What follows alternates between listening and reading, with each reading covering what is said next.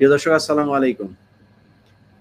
আপনারা জানেন দেশে একটা যুদ্ধ চলছে, যে যুদ্ধে আওয়ামী লীগ, তাদের পালিত পুলিশ, বিজিবি, সেনাবাহিনী, সেই সাথে তাদের সন্ত্রাসী ছাত্রলীগ, যুবলীগ এবং আওয়ামী লীগ একদিকে তারা সশস্ত্র হয়ে তারপরে হামলা করছে নিরীহ বাংলাদেশিদের উপরে।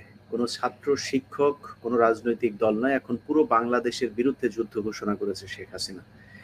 সেই যুদ্ধ চলছে। আজকে আমাদের এই অনুষ্ঠানটা মূলত এই যুদ্ধে আসলে কিভাবে তাদের বিরুদ্ধে লড়াই করা যায় সেই কৌশল নিয়েই মূলত আলোচনা করব। আমাদের সাথে উপস্থিত আছেন যুক্তরাষ্ট্র জাতীয় পার্টির সাবেক ভাইস প্রেসিডেন্ট জনাব মোহাম্মদ সাবির লস্কর। সাবির লস্কর, আপনাকে ধন্যবাদ জানাচ্ছি। আপনি 1971 সালের যুদ্ধ দেখেছেন, 72-75 দেখেছেন, জাসদের সাথে রক্ষী বাহিনীর যে যুদ্ধ, সেই যুদ্ধ দেখেছেন।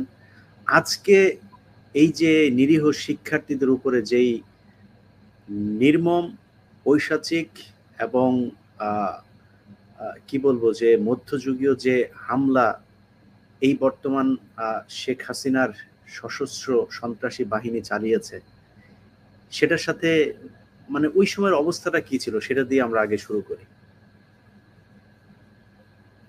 Thank you. দেশে এবং প্রবাসে আপনারা এখানে আসেন না কেন, সবাইকে আমার আন্তরিক শুভেচ্ছা এবং অভিনন্দন। আজকে আমি প্রথমেই বলতে চাই যে জেনারেল ফজলুর রহমান এবং ব্যারিস্টার জিল্লুর রহমান এবং আসিফ নজরুল স্যার, ওনারা যে সময় দিচ্ছেন জাতির জন্য এই কোঠা আন্দোলনে, এর জন্য আমি ওনাদেরকে ধন্যবাদ জানাই। এখন কোঠা আন্দোলন যেটা হচ্ছে, মুক্তিযোদ্ধা কোঠা, এটা আসলে কোনো মুক্তিযোদ্ধার কোনো কোঠা না। কারণ আপনারা দেখেন, বাংলাদেশ স্বাধীনতার পরে যখন শেখ সাহেবের বিরুদ্ধে এই জাসদ বা যারা মুক্তিযোদ্ধা ছিল তারা চলে গেছিল, তখন যে উনি বাকশাল চাইছিলেন করতে, এই বাকশালের বিরোধিতা করতে গিয়ে অনেক মানুষ, হাজার হাজার মানুষ প্রাণ দিতে হয়েছে, অনেক মুক্তিযোদ্ধা উনি হত্যা করেছেন। তখন এই হাজার হাজার মুক্তিযোদ্ধা হত্যা করছেন। আর এখন হাসিনা এই মুক্তিযোদ্ধা কোটা, আসলে এটা কোনো মুক্তিযোদ্ধা কোটা না, আসলে এটা ভারতের সাজানো নাটক। এই কোটা যেমন হাসিনা চাচ্ছে 56 ও 55, এটার মধ্যে ধরেন 15 to 20% ভারত নিয়ে যাবে, ভারত কেন ঢুকাইবে এখানে। আর বাকি সব উনি বাংলাদেশকে ওনার হাতের মধ্যে রাখতে, কন্ট্রোল করার জন্য ওনার ওই মন্ত্রী মিনিস্টার যারা আছে, ওনার আত্মীয় স্বজন ওদেরকে দিবে, যাদেরকে দিবে এরা তার জন্য দান প্রাণ দিয়ে দিবে, সে যা ইচ্ছা তা করাইতে পারবে তাদেরকে।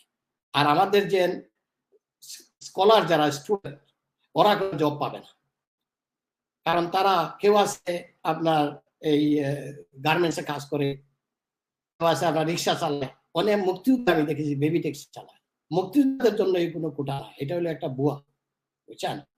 এইটা আমাদের দেশকে পঙ্গু করে দিতে, দেশকে পুরা তাদের হাতে নিয়ে কন্ট্রোল করার জন্য। তারপরে দেখেন, বাংলাদেশ স্বাধীনতা যুদ্ধ যখন বাংলাদেশ, পাকিস্তান এবং বাংলাদেশ যখন শেখ মুজিবুর রহমান পাকিস্তান ইলেকশন হয়েছিল, এই ইলেকশনে শেখ সাহেব উইন করেছিলেন। শেখ সাহেবকে পাকিস্তানের ক্ষমতা দেওয়ার কথা ছিল, কিন্তু পাকিস্তান ক্ষমতা দেয় নাই। এর জন্য শেখ সাহেব তড়িগড়ি করে যুদ্ধ লাগাই দিলেন। যে কোনো জিনিস, আজকে ধরেন বিএনপি আছে, 15-20 বছর থেকে হাসিনা ক্ষমতায় আছে, কিন্তু এরা তো যুদ্ধ করে নাই, কোনো আওয়ামী লীগের লোকদের পেটাচ্ছে না, কোনো বাড়িঘর ভাঙছে না, কিচ্ছু করতেছে না, ওয়েট করতেছে, ইউনাইটেড নেশনে যাচ্ছে, বিভিন্ন দেশে কমপ্লেন করতেছে, ইউনাইটেড নেশনে, আমেরিকা, সব দিকে। কিন্তু শেখ সাহেব তড়িঘড়ি করে পাকিস্তান যুদ্ধের ডাক দিলেন, কারণ তখন ইন্ডিয়া মনে করছিল যে শেখ তো আমাদের লোক, তাহলে এই তো চান্স যাচ্ছে যুদ্ধ লাগানো, তাড়াতাড়ি করে ইন্ডিয়া শেখ সাহেব বলছে আর সে যুদ্ধের ডাক দিয়েছে। তখনই কিন্তু যখন যুদ্ধের ডাক দিয়েছিলেন শেখ সাহেব, এই সময়ে কিন্তু বাংলাদেশে ইন্ডিয়ার র ঢুকে গেছে। আমি জানলাম কই থেকে, যে কোনো পাকিস্তানি একটা ইপিআর ছিল ক্যাম্পের মধ্যে, দুইজন লোক আইয়া গাড়ির থেকে লামছে, লামে বলছে তোমরা এর মারছো কিনা? ওরা বলছে না, এখন মারি না, এগুলি যাও মারো গিয়ে। তখন তারা মারা হয়ে গেছে ক্যাম্পের মধ্যে, সে পায়ে পড়ছিল আমার অ্যারেস্ট করি না, আমার বাচ্চা আছে দেশে। তো ওরা মানে নাই, ওরা যুদ্ধ করছে, তার সে মারা গেছে। তারপরে একটা ছেলে বলতেছে যে দুইজন লোক যে গাড়ি থেকে এসে নামলো ওরা তো অন্য ভাষায় কথা বলতেছে। এর জন্য আমি বলতেছি বাংলাদেশে তখন শেখ সাহেবের লগে ওদের সম্পর্ক আছে যে আমি যুদ্ধ ডাক দিব আর তোমরা দেশে ঢুকে যাবে। তখন কিন্তু ঢুকিয়া এই গণহত্যা করছে বলতেছে পাকিস্তান। কারণ বাংলাদেশের শেখ সাহেবকে ওরা ক্ষমতা দেয় নাই, কিন্তু বাংলাদেশের 70% মানুষ চায় নাই পাকিস্তান আমাদের থেকে আলাদা হোক। কিছু সংখ্যক মুক্তিযোদ্ধা যুদ্ধে গেছে, তারপরে ইন্ডিয়ানরা দেখছে যে আরো মানুষ যদি হত্যা করি তাহলে পাকিস্তান বিরুদ্ধে স্ট্যান্ড করবে না, তখন ওরা গণহত্যা করছে। যেরকম ধরেন বিডিআর বিদ্রোহ, ওরা আসিয়া মারলো সেনাবাহিনীকে, মারার পরে সেই ব্যক্তি নিয়ে চলে গেল, আর বিডিআর নিয়ে বসে 1000 জন। চিন্তা করে দেখেন, ওই বিডিআররা জানেই না। বিডিআর যদি 5টা বিডিআর জান, এইরকম সেনাবাহিনীকে কি বিদ্রোহ হইতো? সেনাবাহিনীকে মারতে পারতো এরকম, তাও 2 দিন 24 আওয়ার্স। এদের জেলে পড়ছে। আপনি চিন্তা করে দেখান, একটা ক্যাম্পে যদি 20 জন থাকে, 100 জনে 5টা ক্যাম্প, 5 দেশে 50টা ক্যাম্প, 50টা ক্যাম্প এরা ইন্ডিয়ার সাথে বর্ডার কন্ট্রোল করতে পারতো। এদেরকে না জেলে ঢুকে রাখছে, এরা কিন্তু জানেই না। আর যারা বিডিআর বিদ্রোহ ঘটাইলো, এই তাপস মানব, এরা কিন্তু দেশ চালাচ্ছে। আমাদের সেনাবাহিনী ওদেরকে পাড়া দিচ্ছে। আমাদের বিডিআরে জানে এই বিডিআরে যেন হাসিনাকে পাড়া দিচ্ছে, এই বিডিআরে কোনোদিন কইছে যে এই যে 1000-এর উপরে বিডিআর জেলে বলে রাখছে, ওরা কি বিডিআর বিদ্রোহ আনতো? তাহলে তো বিডিআর বিদ্রোহ হইতো না। আজকে যদি কেউ করে কি করতে সে দর্শন যদি জানায়, তাহলে কি হইব? এটা লিক আউট হয়ে যাবে। এই বিডিআরকে রাখছে একমাত্র ইন্ডিয়ার সাথে। তারপরে আসেন শেখ সাহেব যুদ্ধ লাগাইলেন। তারপরে বাংলাদেশ যখন শেখ সাহেব আসলেন, আসার পরে পরেই উনি বাকশাল, তখন কিন্তু তাজউদ্দিন আহমদ শেখ সাহেবকে অনেক বুঝাইছে যে দেখেন বাংলাদেশের মানুষ যুদ্ধ করে স্বাধীন করছে, এটা বাকশাল মানুষ মেনে নিবে না। শেখ সাহেব এমন এক প্রকৃতির লোক ছিলেন, উনি কাউকে পাত্তা দিতেন না, কাউকে, কোনো সেনাবাহিনী হোক পুলিশ হোক, কাউকে উনি ইজ্জত করতেন না। উনি কথাবার্তা হাই লেভেলে। শেখ সাহেব মনে করতেন যে বাংলাদেশের সাধারণ মানুষ এরা আমার সব আমার প্রজা, আর বাংলাদেশের সেনাবাহিনী পুলিশ যা আছে আনসার বাহিনী সব আমার লাগে। এইটা ওনার মরার আগ দিন পর্যন্ত ওনার এইটাই অহংকারী ছিল যে এরা আমার সামনে কেউ কথা বলতে পারবে না। তারপরে দেখেন বাংলাদেশে রক্ষী ভাই, আমাদের দেশে দুর্ভিক্ষ, সেনাবাহিনী যা অস্ত্র পাকিস্তানে রেখে গেছিল সব অস্ত্র কিন্তু ইন্ডিয়া নিয়ে গেছে, কলকারখানার যা যন্ত্রপাতি তাও নিয়ে যাইতেছে। মেজর জলি বাধা দিছিল, বাধা সৃষ্টি করলো, মেজর জলিকে নিয়ে উনি জেলে ঢুকলো, সে রাখলো, রাখিয়া ওনার তো চাকরি হতে লাগলো। তারপরে সিরাজ শিকদারকে উনি হত্যা করলেন। তারপরে দেখেন রক্ষী বাহিনী বানালেন, যে জায়গায় আমাদের সেনাবাহিনীর অস্ত্র নাই, খাবার নাই, দুর্ভিক্ষ দেশে, এই সময় উনি রক্ষী বাহিনী বানালেন। রক্ষী বাহিনী কিছু কিছু আওয়ামী লীগের লোক ছিল অফিসার। তারপরে ইন্ডিয়ার বাংলাদেশে রক্ষী বাহিনীকে ট্রেন করাইতো, আর বাংলাদেশ থেকে আর্মির অফিসার, মেজর, কর্নেল, ব্রিগেডিয়ার যা আছে ইন্ডিয়া পাঠাইতো। ইন্ডিয়া যাওয়াই মিন্স তাদেরকে বৈশ্যতা স্বীকার করা, নত জান বারবার ইন্ডিয়া উনি পাঠাইতো। তখন আর্মি অফিসারদেরকে সেনাবাহিনীকে উনি খুবই ইগনোর করতেন। সেনাবাহিনীকে শেখ সাহেব কোনোদিন পছন্দ করতেন না। ওনার ইচ্ছা ছিল, ওনাদের প্ল্যান ছিল যে বাংলাদেশ রক্ষী বাহিনী যখন স্টাবলিশড হবে তখন কিন্তু এটা একটা কথা উঠছিল একদিন, আপনারা জানেন অনেক আগে, যে বাংলাদেশ আমরা কার সাথে যুদ্ধ করবো? ভারত তো অনেক বড় দেশ, তাহলে আমাদের সেনাবাহিনীর কোনো প্রয়োজন নেই। তাদের প্ল্যান ছিল যে বাংলাদেশে যখন রক্ষী বাহিনী স্টাবলিশড হয় তখনই ওরা কিন্তু বাংলাদেশের সেনাবাহিনীকে ব্যান করে দিত। এগুলো প্ল্যান। তখন কিন্তু এই যে মেজর ডালিম আছে, কর্নেল রশিদ, যারা শেখ সাহেবকে হত্যা করছে, এরা দেখছে তো ভারত, বাংলাদেশ অখণ্ড ভারত হয়ে যাচ্ছে, আমাদের আর কোনো পথ নাই, শেখ সাহেব মারা যাও। আজকে এরা বিদেশে পালায় আছে, সবাই তাকে বেঈমান ডাকে, তাজউদ্দিন আহমদকে বেঈমান ডাকে, তারপরে ওই কিনা আরো আছে অনেককে, ওই আওয়ামী লীগের অনেক, তাদেরকে বলে, কিন্তু ওরা আওয়ামী লীগ করে, কিন্তু আওয়ামী লীগের মধ্যে দেশপ্রেম আছে। মোস্তাক আহমদের বেঈমান থাকে, কিন্তু বেঈমান কে? বেঈমান শেখ মুজিব না বেঈমান মোস্তাক আহমদ? আপনি বলেন তো বেঈমান কে? এই জাতির সাথে বেইমানি করছে শেখ মুজিব, এই জাতির সাথে খন্দকার মোস্তাক আহমদ বেইমান করে নাই, এই সাথে পুলিশ যারা ক্যাপ্টেন মাজার, তারপরে যারা কি নাম মেজর ডালিম যারা হত্যা করছে শেখ সাহেবকে, এরা দেখছে বাংলাদেশ বাঁচানো সম্ভব না, আমাদের দেশ অখণ্ড ভারত হচ্ছে এবং হয়তো ভবিষ্যতে আমাদের সেনাবাহিনী ব্যান্ড হয় না, এইগুলা প্ল্যান শেখ সাহেব করতেছে পুরা। তারপরে জাসদ, আমি জাসদ করতাম তখন কলেজে ছিলাম, জাসদ আলাদা হয়ে গেল আমি শেখ সাহেবের বিরুদ্ধে চলে গেল। তারপরে দেখেন সেনাবাহিনী, পাকিস্তানিরা সেনাবাহিনী মানুষ হত্যা করছে, আমি নিজে দেখছি। একদিন জকিগঞ্জ আমাদের এলাকায় ক্যাপ্টেন বসারত ওইখানে ছিল, আমি শুনছি, আমার আব্বা গেছে দেখছে 3টা মানুষ বসায় রাখছে। আব্বাকে জিজ্ঞেস করে, আমার আব্বা বলে উর্দু মারতে পারেন, তুই এখানে বসায় রাখছো কেন? বললো এই মালাউনের বাচ্চা মুক্তিযোদ্ধা, আর মারার লাগে এই গর্ত করতেছি। আমার আব্বাকে ওরা মুক্তিযোদ্ধা, এরা মুসলমান, এরা হিন্দু, ঠিক বলতে হয়। তখন আমার আব্বা মনে করবে ওরা বিশ্বাস করবে না। তখন আমার আব্বা চাকরি করে, তুই কলিমা তুই পড়, তুই কলিমা সাদত পড়, তুই আলহামদু পড়, পড়ার পরে বললো ও মুক্তিযোদ্ধা নাই হয়, মুসলমান হয়, লে যাও। আমি এই যে পাকিস্তানের বিরুদ্ধে অনেকে গালাগালি করে, পাকিস্তান সবসময় বলে ওই কালো রাত, গণহত্যা, পাকিস্তানে গণহত্যা। পাকিস্তান আমার চেয়ে বেশি কেউ ছিল। পাকিস্তান, আমরা যে যতটুকু বাংলাদেশকে ভালোবাসি এর চেয়ে বেশি পাকিস্তানিরা ভালোবাসে। পাকিস্তানিরা আমাদের বাড়িতে 65-এর ক্যাম্প ছিল, আমার বাড়িতে অনেক ছোট ছিল, যা যুদ্ধ করতো পাকিস্তানিরা, বাংলাদেশি ছিল মনে হয় 20-22 জন, আর পাকিস্তানি ছিল 4-5 জন। এরাই বর্ডারে কাঁপাইতো। ইন্ডিয়া জীবনে কোনদিন ইন্ডিয়া পাকিস্তান থাকতে ওরা ক্যাম্পে ঘুমায় নাই শান্তিতে। পাকিস্তানিরা এমন ভাবে প্রত্যেক দিন 2-3 পরে আরম্ভ করতে ক্যাম্পে ব্রাশ মারা, এই সেটা করা। তাদের নদীতে ওরা কোনোদিন আসতে পারে না, এই পারে জায়গা থাকে। আমাদের মানুষ দান অনেক কিছু খেত করতো, কিন্তু এখন ওরা সব নিয়ে গেছে। পাকিস্তান থাকতে একটা মানুষ ওরা বর্ডারে মারে নাই, এখন প্রত্যেক সপ্তাহ মারে, প্রত্যেক দিন মারে বাংলাদেশ বর্ডারে ইন্ডিয়া। তারপরে আসেন জিয়াউর রহমান। জিয়াউর রহমান যখন হাসিনাকে দেশে আসতে দিলেন, I think so 1981, say appreciate করা উচিত ছিল। যে মুক্তিযোদ্ধা জন্য হাসিনা আছে, সে মুক্তিযোদ্ধা হাজার হাজার হত্যা করছে শেখ মুজিব, আর উনার এখন মুক্তিযোদ্ধার জন্য খুব একদম দরদ। এটা সব ভুয়া। এইটা বাংলাদেশ মানুষ, স্টুডেন্ট যারা স্কুল কলেজ শেষ করছে, ডাক্তার হয়েছে, ইঞ্জিনিয়ার হয়েছে, এরা যেন জব পায় না, আর আমার কাছে আসিয়া কাকুতি মিনতি করে, তখন আমি বলবো আমার পার্টি করো, আমি যেটা বলবো এটা চলবো। এটা এই স্টাইলে সে আমাদের দেশকে জিম্মি করে দিতে চাচ্ছে।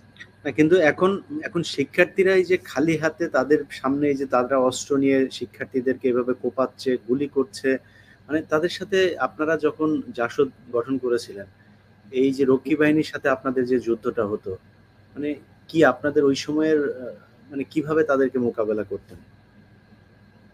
আমরা তো যা আছে নিয়ে ফাইট করতাম খালি হাতে, বুঝছেন। তারপরে কিন্তু আর্মি কিন্তু নীরবে ভূমিকা পালন করতেছিল। তখন আর্মি, শেখ সাহেব বুঝে নাই, আর্মি কিন্তু তখন খুব রাগ করে বসে আসছিল যে কি করা যায়। তখন সেনাবাহিনী এরা অফিসাররা মনে করছে শেখ সাহেব যে না মারি আমাদের দেশ অখণ্ড ভারত হয়ে যাবে, এইটার পথে চলছে। আর তারপরে একটা আওয়াজ উঠছিল যে বাংলাদেশের সেনাবাহিনী কি করবে, আমরা কার সাথে যুদ্ধ করবো, এইটাও একটা প্ল্যান ছিল। তারপর তখন শেখ সাহেব যখন বললেন, তখন ভারতের যা র আছে সব বাক্সে বাংলাদেশ হারিয়ে চলে গেছে। আবার 96-এ যখন হাসিনা ক্ষমতা আসলো, আবার বাংলাদেশে ঢুকেছে, আবার র আসছে, আজকে এই কাম কুকাম গণহত্যা এই হত্যা করতেই আছে।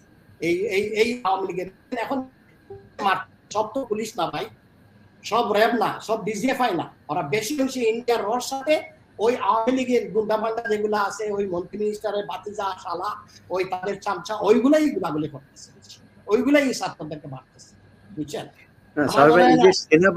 সেনাবাহিনীর যে মানে অবস্থা দেখলাম, সেনাবাহিনী শিক্ষার্থীদের উপরে গুলি চালাচ্ছে, তারা যেভাবে মানে অঙ্গভঙ্গি দেখে মনে হচ্ছে দেশে যুদ্ধ হচ্ছে, তারা বাংলাদেশের মানুষের বিরুদ্ধে যুদ্ধ করছে। এই সেনাবাহিনীর এই অধপতনের কারণ কি? বাংলাদেশে সেনাবাহিনী হোক air force, navy, DGFI, NSI, answer বাহিনী, ডিবি যা আছে প্রত্যেকের টেলিফোন রেকর্ড, সব অফিসারদের টেলিফোন তারা আজকে দেখেন ডিভাইস বসে। অনেক অফিসার মনে করতেছে ভাই আমি যদি বলি তারা রেকর্ড করতেছে। এর মধ্যে হাসিনা কিছু কিছু প্রমোশন দিছে ও এরাই সব লিক আউট করে।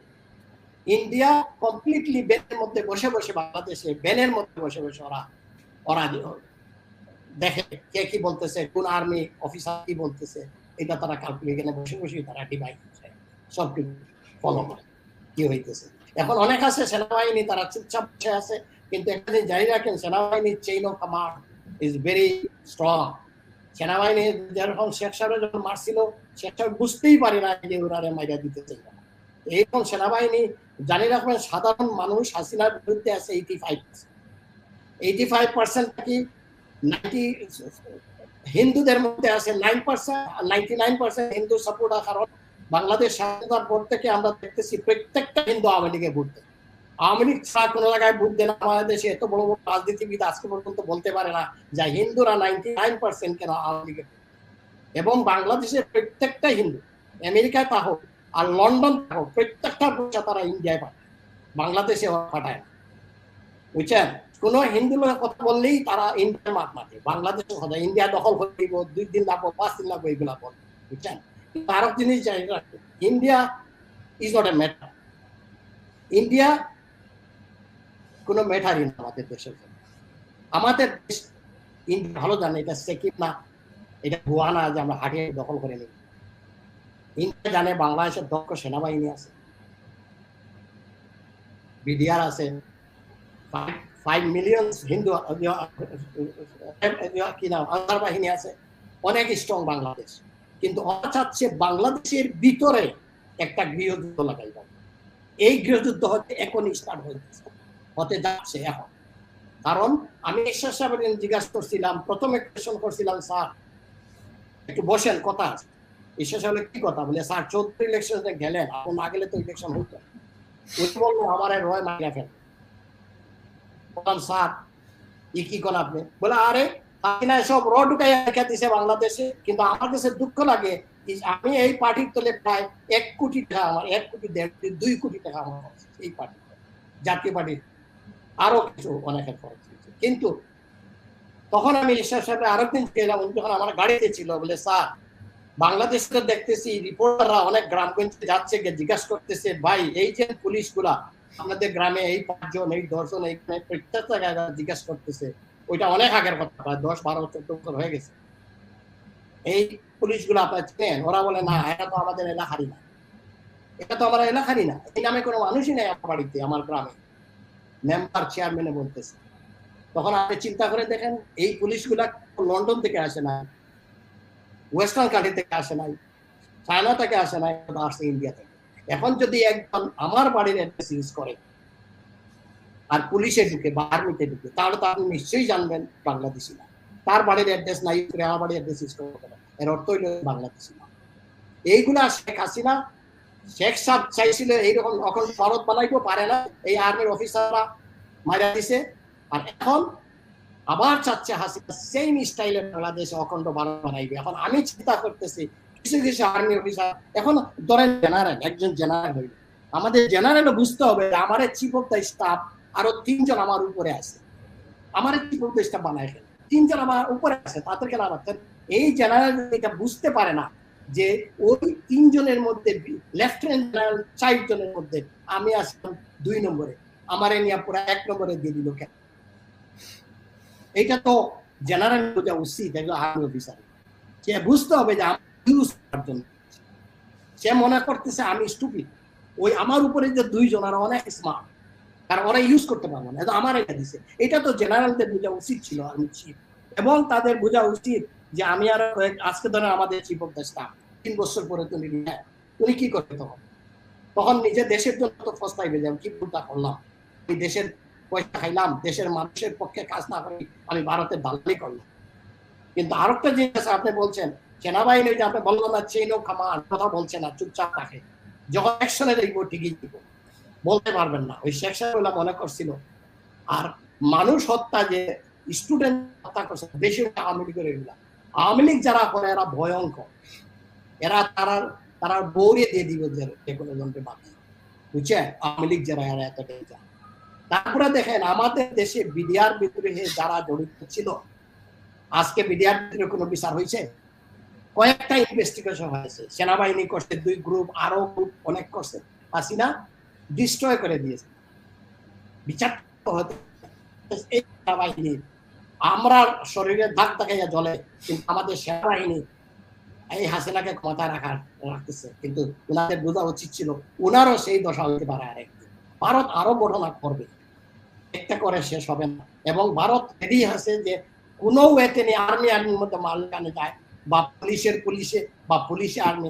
তারপরে আসেন দেখেন, যখন বিডিআর বিদ্রোহ হয়েছিল 2 দিন হয়েছে, একটা দিন চিন্তা করেন, যখন ডাকাতিতে যায় ব্যাংকে, ডাকুর খেরো বাড়িতে, ডাকাইতরা কি করে যত তাড়াতাড়ি শেষ করিয়াছে, যত তাড়াতাড়ি এরা মারছে army officer, it's not a joke, army অফিসারদেরকে মারতেছে 2 দিন। এর অর্থ হলো কি, এই যে ওরা লঙ্গার করছে, এই হাসিনা এরা লঙ্গার করছে, তোরা মারতে থাকো দিতে পারা, একবার না একবার হয় 2 hours or 3 hours or 5 hours after সেনাবাহিনী অ্যাটাক করবে এই পিলখানায়, তখন বিডিআরে আর্মি যুদ্ধ লাগবে। তখন বিডিআর সেক্টর কমান্ডার, এখন যে অনেক জেনারেল আছে ওরাও বিডিআর ছিল, সব মাইরা ফেলতো। বিডিআর এর সব সেক্টর কমান্ডার যারা আছে বর্ডারে, সব মাইরা ফেলতো। এগুলা প্লেন ছিল তাদের। কারণ যখন আর্মি মারা হয়েছিল তখন ওই নানক আরো কে কয়েকজন, ওই একজন সাহারা খাতুন নাকের মহিলা, ওরা গেছিল গিয়া, আমার মনে হয় ওরা গিয়া হয়েছে তোমরা অস্ত্র হাতে নাও, বিডিআর আসতেছে, আর্মি তোমাদেরকে অ্যাটাক করতেছে। ওরা কি জানে? ওরা কি অফিসার? ওরা এমপি মিনিস্টার যা হইব, মেজরে যা হইব, কর্নেলে যা হইব, ওইটাই শুনবে। ওরা তো পাশে যেটা বলবো ওইটা ওরা করছে। ওরা মনে হচ্ছে আমাদেরকে অ্যাটাক করে, ওরা অস্ত্র হাতে দিছে কিছু কিছু বিডিআর, বুঝছেন? এখন বিডিআর বড়ি রাখছে, আর যারা এটাই জড়িত ছিল তারা দেশ চালাচ্ছে। এরা যারা ভারত থেকে রোয়ানিয়া বাংলাদেশ সেনাবাহিনী মারাইছে, এরা কিন্তু মানুষ ঢুকাচ্ছে, এরা কিন্তু বাংলাদেশে একটা গৃহযুদ্ধ লাগাই যাইব, বাড়িয়ে যাইব গৃহযুদ্ধ লাগাই। এর জন্য আমি সেনাবাহিনীকে অনুরোধ করবো, র্যাব, ডিজিএফআই, এয়ারফোর্স, নেভি যারা আছেন, প্লিজ আপনারা সতর্ক হন। ইন্ডিয়া, আপনারা কেন ভারতকে বই পাবেন? ভারতের কোনো কথা আছে যে বাংলাদেশে একই দখল করা? যদি সেক্টর কমান্ডার, উইং কমান্ডার, বা বাংলাদেশে বিডিআর এর ডিজি, মহাপরিচালক, ও এত যদি বয়া যদি করেন, তাহলে এটা বলা ঠিক না, আমারে দিয়ে দেন বিডিআর এর ডিজি, মহাপরিচালক আমার দেন, ওইটা মেজর জেনারেল লাগে, মেজরে পারে। দেশ থাকতে হয়, শক্তি থাকতে হয়, সব থাকতে হয়। ইন্ডিয়ার সাইড করে দিব, প্রত্যেক বর্ডার কমাইতে দিব না। কথার কথা, আমি 12 বছর বয়সে আমি ইন্ডিয়ার সাথে যুদ্ধ করছি, ইন্ডিয়ার ক্যাম্পে আমি মেশিন গান চালাইতাম, তখন আমার বয়স 12, বুঝছেন? ঠিক স্বাধীনতা যুদ্ধ 1 বছর আগে, বুঝছেন? ইন্ডিয়া একটা, ইন্ডিয়া হইলো সৌদি আরবের মতো। সৌদি আরব যেন হাজার হাজার সবচেয়ে বেশি অস্ত্র আমদানি করে, হুতির লোকে পারে না, হুতি তারা মারিয়া সাইজ করে দেয়। যে ভারত হইলে একটা হাতির মতো, কোনো কাজের না। ভারতে আমাদের দেশে সেনাবাহিনী যুদ্ধ করবে, অসম্ভব, ঠিকই পারবে না, ঠিক আর অসম্ভব। ভারত যুদ্ধ জানে, ভারতের সেনাবাহিনী আমাদের বিডিআর এর লোকে পারবো না, বিজেপির লোকে পারবো না যুদ্ধ করবে, টিকতে পারবো না। কিন্তু এর জন্য হাসিনাকে রাখছে, এই হাসিনাকে দিয়েই এই দেশ দখল করবো। আমি অনুরোধ করবো বাংলাদেশে যারা আছেন ভাইরা, রাস্তাঘাটে ভাই আপনার তামসা দেখেন, আর কিছু করতেছেন না, সবাই রাস্তায়। তারপরে ইসলামিক স্কলার যারা, যাদেরকে ফাঁসি দিল, গোলাম আজম বা যারা ফাঁসি দিল, তারা এই হাসিনাকে ক্ষমতায় আনছে 96-এ। এরা মন্ত্রী মিনিস্টার ছিল, তারপরে হঠাৎ কি কোর্ট কাছারি বসাইয়া ফাঁসি দিয়ে দিল। একমাত্র দেওয়া হয়েছে যে এরা যেন ইন্ডিয়ার বিরুদ্ধে সংগঠিত হতে না পারে।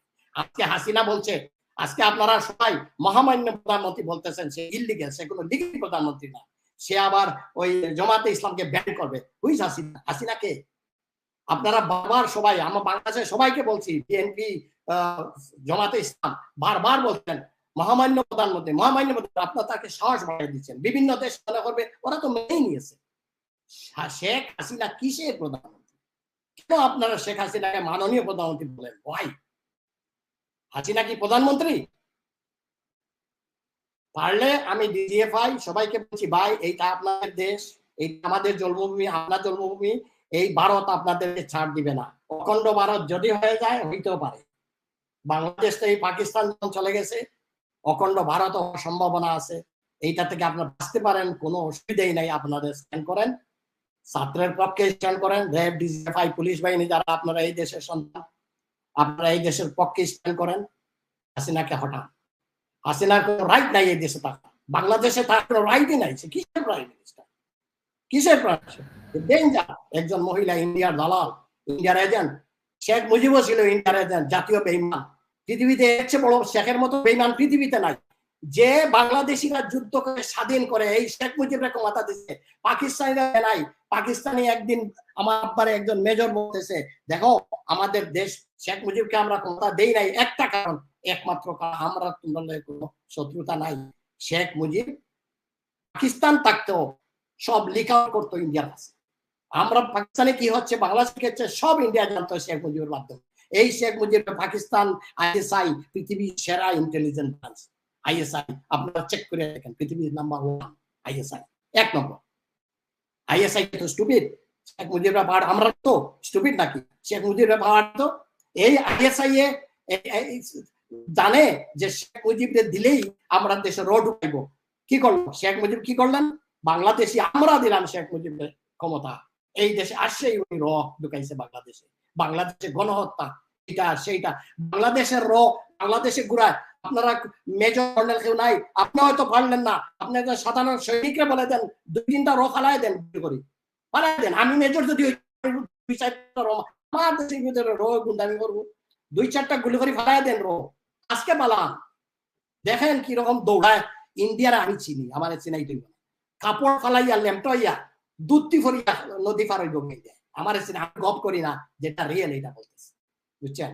ইন্ডিয়ার 2-4টা গুলি করে ফালাই দেন। আপনি মেজর সাহেব হয়তো মারছেন না, আপনি একজন নন কমিশন অফিসার, যারা এরাই যুদ্ধ করে ফিরলে, কোন মেজর কর্নেলের যুদ্ধ করেন, ওরা কামান্ড করে পিছন থেকে। নন কমিশন সুবেদার, মেজর, নাইক সুবেদার যারা আছে, এদেরকে ইশারা দিলেই 2-3টা র ফালাই দিব, দ্যাটস ইট, বাঘ গোশ ফালাইয়া। কেন আপনারা এগুলা করছেন না?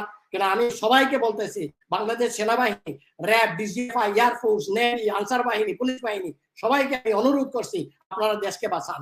আর আপনারা আনসার বাহিনী যারা আছেন ভাই, আপনারা প্রত্যেকে ভাই, বন্ধু বান্ধব যারা আনসারে আছে বলেন, ইন্ডিয়া কারা আনসারে আছে, ইন্ডিয়া কারা পুলিশে আছে, এগুলো বাই করতে 1 সপ্তাহ লাগবে না। আপনারা বাই করেন, দরিয়া দুম পিটা বাই করেন। ইন্ডিয়ার কোনো ক্ষমতা নাই বাংলাদেশ দখল করার মতো, বুঝলেন? তারপরে দেখেন জিয়াউর রহমান হাসিনা 1981 আনলো, ঠিক আছে, হয়তো ইন্ডিয়ারও চাপ আছে, ইউনাইটেড নেশনের চাপ আছে, সে আসছে। আসার পরে মাসের মধ্যে ওই রক্ষী বাহিনীতে যারা কিছু অফিসার ছিল, এরা তো আর্মিতে, এদেরকে নিয়ে কিভাবে নির্মম ভাবে জিয়াউর রহমান মারলো। কিন্তু এই জিয়াউর রহমান বাংলাদেশের শ্রেষ্ঠ আর্মি অফিসার, জেনারেল, শ্রেষ্ঠ। বাংলাদেশের সাথে আজকে দেখেন, তারপরে দেখেন জিয়াউর রহমানের যখন মারা হইলো, তারপরে বিএনপি খালেদা জিয়া 2বার পাওয়ারে আসছে, 2বার না, 91 না কোথায় একবার, আর একবার 2001 আসছিল। জি জি জি 2001 থেকে 6। হ্যাঁ, উনি যদি বিচারটা করত, হাসিনার ফাঁসি হয়ে যায়। বিএনপিতে কোনো অ্যাডভাইজার নাই, দ্যাটস ভেরি স্যাড। বিএনপি কোনো ভালো অ্যাডভাইজার নাই, বিএনপিতে বুদ্ধি দিবে এই কোনো মানুষ নাই। না, আরেকটা জিনিস আমি বলি, যখন 14 ইলেকশন হয়েছিল, তখন বিএনপি রাস্তায় নামছিল জামায়াতে ইসলামকে নিয়ে। তখনও বিএনপি, আওয়ামী লীগের এরা চিল্লাচিল্লি আরম্ভ করলো, আমরা মাইরা শেষ করলো, বাড়িঘর ভাঙতেছে, গাড়ি ভাঙতেছে, বাড়িঘরে থাকতে পারতেছি না। হঠাৎ দেখলাম বিএনপি আন্দোলন চালিয়ে দিচ্ছে। তখন আমি চিন্তা করলাম, বিএনপি তো হাসিনারা হটাই দিত, কেন বাদ দিল এটা? কিন্তু আমি বুঝতে পারলাম তখন, ইন্ডিয়ার মোদি যখন ক্ষমতায় আসছে, তখন দেখলাম বিএনপি মিষ্টি টিষ্টি বিতরণ করতে, অনেক মিষ্টি খাচ্ছে, খুব আনন্দ ফুর্তি করতেছে। আমি জিজ্ঞাসা, ভাই এত ফুর্তি করতেছে কেন, কি হয়েছে? বলে না, ওই মোদি ক্ষমতা আসছে। বলে মোদি ক্ষমতা আসছে, আপনাদের কি হয়েছে? বলে না, আমরা নেক্সট ইলেকশনে আসতেছি। আমি কইলাম, বিএনপি কে ইন্ডিয়া ক্ষমতা আনবে, এই রাজনীতি আপনারা করেন? এইটাই আপনারা চিন্তা করলেন যে ভারত আপনাদেরকে ক্ষমতা আনবে? তাহলে তো আপনারা ফেলিয়ার, আপনারা আর পলিটিক্স করে লাভ নাই, আপনাদের পলিটিক্স সাকসেস হইতে পারে না, অ্যাডভাইজার। ইন্ডিয়া হাসিনা না রাখলে তারা লাভই নাই। আজকে দেখেন হাসিনা টাকায় তারা অস্ত্র ইন্ডিয়া, আজকে ট্রাক কিনা হয় ইন্ডিয়ার থেকে, ওয়াপেন্স কিনা হইতেছে। একটা ট্রাকের মধ্যে যদি ইন্ডিয়া একটা ডিভাইস কিছু বসায় রাখা দেয়, আজকে এইখান থেকে 200 মাইল দূরে ড্রোন দেখে কি আছে, কোন জায়গায় কোন অস্ত্র আছে কি দেখে, এটা কোনদিন লাগাই রাখি দে। এরা বলতে আমাদের দেশে আর্মি বলতে পারবো? বলতে পারবো না। হাসিনা জুম করে গুন্ডামি করে ইন্ডিয়া থেকে অস্ত্র নেয়। আমাদের সেনাবাহিনী এরা দ্বিধা বিভক্ত। আমি বুঝি না ভাই, আমরা এক মায়ের সন্তান, এক দেশে না, কেন দ্বিধা বিভক্ত? কেন এটা ওরা করছে কি, যে নিচে তারা প্রমোশন দিচ্ছে, আর যা প্রমোশন তাকে প্রমোশন দিচ্ছে না, এইগুলি তাদের মধ্যে মারামারি সৃষ্টি করতেছে। এর আগে তো আমি বললাম যে একজনকে যদি প্রমোশন দেয়, 3 জন আছে প্রমোশন উপযুক্ত, আমি 3 নম্বরে, আমার আমি 1 নম্বরে দিল, তখন আমি যদি একজন জেনারেল হই, আমার তো বোঝা উচিত যে আমার প্রমোশন দিল, আমার উপরে তার 2 জন। এর অর্থ হলো উনি নিজেই বুঝতে হবে যে আমি একটা স্টুপিড, আমার প্রমোশন দিছে আমার ইউজ করার জন্য। যেমন এখন পার্লামেন্টে যারা আওয়ামী লীগের যারা আছে পার্লামেন্টে, এরা সব কি রকম, যেমন ধরেন ওই আমাদের ওই যে পররাষ্ট্রমন্ত্রী ছিলেন ডাক্তার মুনির, উনি বলতেছে ইন্ডিয়া আমাদের হাজবেন্ড আর আমরা বউ, জামাই বউর মতো সম্পর্ক। উনি রাজনীতি বুঝে? পররাষ্ট্রমন্ত্রী উনি রাজনীতি বুঝে? উনি জানে ইন্ডিয়াকে আমাদেরকে হেল্প করছে? পাকিস্তান থাকতে ইন্ডিয়া এই বর্ডারে ঢুকতে পারে না কোনোদিন, তাদের জায়গায় পালাতে পারে না। ইন্ডিয়া আমাদেরকে হেল্প করছে পাকিস্তান দিয়ে সরাইয়া আমাদেরকে দখল করার জন্য। পাকিস্তানি সরে গেলে এখন দেখেন শেখ সাহেবের আমলে তারা ট্রাই করতে পারে না দখল করতে, এখন হাসিনা আমলে এখন ট্রাই করছে। ইনশাল্লাহ এখনো যদি আমরা সবাই রাস্তায় নামি, আমাদের সেনাবাহিনীতে আবার অনুরোধ করতেছি, আপনারা এই দেশের সন্তান, আপনারা পুলিশ বাহিনী, আনসার বাহিনী, আপনারা দেশকে বাঁচান। Stand up. This is the time to save our country. আসসালামু আলাইকুম। আর বলবো?